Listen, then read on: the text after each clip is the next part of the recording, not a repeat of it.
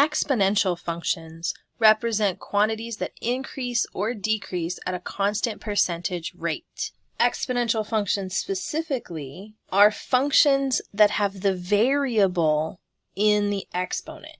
This is really different from linear functions. Recall linear functions mx plus b, in which a constant amount is added per unit. An exponential function involves multiplying by a constant factor for each unit of increment of your input. Let's take a look at one simple example of an exponential function. Here we have f of x equals 2 to the power x, and we'll start out by putting in values of x into our function. So again, noticing that the variable is in the exponent, and that's why this is called an exponential function. If we plug in 3, f of 3 would be 2 to the third power, and 2 to the third power, 2 times 2 times 2 would give us 8. So our ordered pair, x is 3, f of x is 8.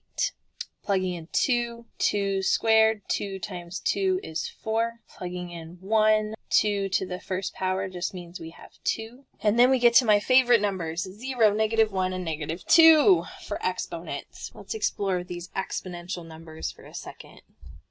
2 to the third, 2 squared, 2 to the first, 2 to the 0, 2 to the -1, 2 to the -2. Okay, 2 to the third we see is 8. 2 times 2 times 2. 2 to the second is 4. 2 to the first is 2. In looking at how do I get 2 to the 0 power, start at the top. How could I go from 8 to 4 mathematically? I could subtract 4. But also notice to go from 4 to 2, I would subtract 2. So subtracting's not the right operation. Whatever I pick, I want these two jumps to be the same. I'm looking for a pattern. If you said divide by 2, you're right. 8 divided by 2 is 4. 4 divided by 2 is 2. Continue that pattern. What would 2 divided by 2 be? Right, 2 divided by 2 is 1, and this is why 2 to the 0 power is 1. 0, 1 is a point on my graph. Continue the pattern. 1 divided by 2 would be 1/2. 1/2 divided by 2, we would copy, dot, flip. 1/2 times 1/2 is 1/4. And so we get this pattern of just by dividing by 2 for our exponents of 2. Also, one more thing to point out. Notice that 2 to the -2, 2 to the -2, and 2 squared, these are reciprocals. 2 to the -1st power and 2 to the 1st power are reciprocals. And 2 to the -3rd power would be 1/8, and that would be the reciprocal to 2 to the 3rd. So a great pattern going on here. Let's finish out this table and then graph these points. So f of -1, we just figured that one out. F of -1, 2 to the -1 would be 1/2. -1, 1/2 is a point. And then f of -2, 2 to the -2 would be 1/4. -2, 1/4. Notice that my y values are all positive, not negative. None of those y values are negative. Now take a moment and plot those ordered pairs on your graph, and then connect the dots with a smooth curve.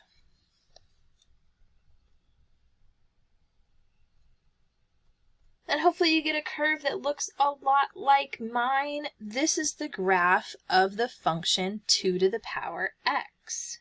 Now what's the domain of the function? What x values can I plug in to the exponent and get answers back out? We can plug in positive numbers. We can plug in negative numbers. We can plug in 0. It turns out that we can plug in any kind of fraction number into that exponent. We saw in the chapter with radical expressions that we can have rational exponents, so all of our fractions are there. And although this is not proof, if I take 2 and I raise it to the power pi, I get an answer, 8.82. So 2 to the power pi is 8.8249, etc. We have some mechanism of also using irrational numbers for exponents. So our domain is all real numbers. Now how about the range? Remember, domain is x values. What can I plug in and get a number back out? Range is talking about y values, what kinds of numbers are coming out of the function. And looking at the table that we have here, or even the chart that we made on the side, we started with 8 for 2 to the third. Of course, we could have started higher, but notice as we go down into the negative exponents, we get a smaller and smaller number. Can we ever reach 0 as an answer? If we were to keep going, dividing by 2 each time, we would get a number smaller and smaller and smaller and smaller, closer and closer to 0, but we would never actually reach 0. There's no value of x, if I plug it into this function, that will give me 0 back out. So 2 to the x power equaling 0, it will never happen. Also, looking at the graph, it never goes negative. There are no negative y values in my graph either. If I extend this graph further and further to the left, it just gets closer and closer to that x-axis without ever crossing it. So my range is 0 to infinity, but I'm not actually ever going to reach 0. So we're going to use the parentheses, 0 to infinity. Positive real numbers is our range for this exponential function. Let's take a look at the graph on the next page. We have 3 exponential functions here. All of them have bases greater than 1. We have f of x equals 2 to the power x that we just graphed in blue. The red graph on this page is 4 to the power x, and the green graph is 10 to the power x. So we're looking at 3 functions. F of x equals a to the power x, where a is greater than 1. So a is 10 in the green graph, 4 in the red graph, and 2 in the blue graph. What do we notice? All 3 of them have a domain of all real numbers. All of them use all x values. Also, if we look at the ranges, they go high on the right, but check out what they do on the left. All 3 of them start to track that x-axis and never cross it. So our range for all 3 of these are 0 to infinity, positive real numbers. If I start walking on my graphs on the left side and I move to the right, are these graphs increasing or decreasing? Am I going uphill or downhill when I walk from left to right? I'm going uphill. So all of these graphs are increasing. Something else to notice about all 3 of these graphs? All 3 of these graphs have the same y-intercept 0, 1. And then one more thing to notice. This x-axis here that all 3 of these graphs are following, it's also the line y equals 0. Y equals 0, or the x-axis, is an asymptote. An asymptote is a line on a graph that the graph follows. It's not a line that's part of the graph. The graph will get arbitrarily close to an asymptote and not cross it. So all of these are really good observations about these graphs. If I look at a graph where now instead of having the base being greater than 1, I can look at the base being less than 1. So apologies for this. I'm going to back up for just a moment. In this exponential notation up here, a to the power x, we call a the base and x the exponent. So this base here is what we're referring to as far as what controls how the graph looks. The base being greater than 1, 2, 4, and 10 in this graph.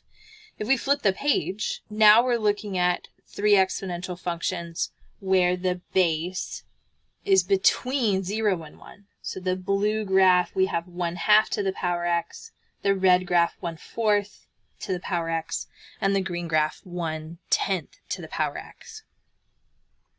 We can create a table for 1/2 to the power x. 1/2 times 1/2 is 1/4. 1/2 to the 0 power is 1. 1/2 to the -1 power we saw before. We could play a similar game here that we played before with our powers of 2. We can start out with 1/2 squared. 1/2 times 1/2 is 1/4. 1/2 to the first power.